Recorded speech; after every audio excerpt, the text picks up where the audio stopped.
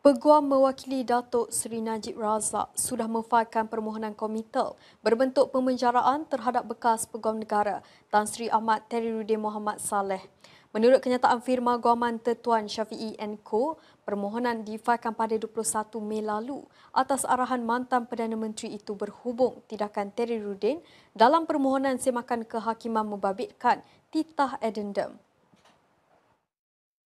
Menurut firma berkenaan, asas permohonan ialah salinan titah addendum bertarikh 29 Januari tahun lalu yang dikeluarkan Yang di-Pertuan Agong ke-16 telah diserahkan kepada anak Najib iaitu Datuk Muhammad Nizar yang diperoleh daripada pejabat ke bawah Duli Yang Maha Mulia Sultan Pahang. Ia berkata melalui sepucuk surat bertarikh 4 Januari lalu, Majlis Kesultanan Pahang secara rasmi telah mengesahkan ketulinan dan kesahihan titah addendum terbabit. Kenyataan itu memaklumkan bahawa Ahmad Teriruddin mempunyai pengetahuan secara langsung mengenai kewujudan dan kandungan titah addendum berkenaan. Tambah firma berkenaan, walaupun mempunyai pengetahuan itu, Najib mendakwa bekas Peguam Negara mengarahkan pegawainya mengelirukan Mahkamah Tinggi yang mendengar permohonan untuk memulakan semakan kehakiman. Ia, menurut kenyataan itu, dengan menyatakan dakwaan mengenai kewujudan titah terbabit hanyalah spekulasi bersifat ekspedisi memancing dan berasaskan keterangan dengar cakap, walaupun bekas Peguam Negara itu tahu bahawa kenyataan berkenaan nyata dan tidak benar. Firma guaman itu berkata, Najib berpendapat bahawa sebagai seorang pejabat awam, bekas Peguam Negara mempunyai kewajipan untuk berterus terang kepada mahkamah. Pada 6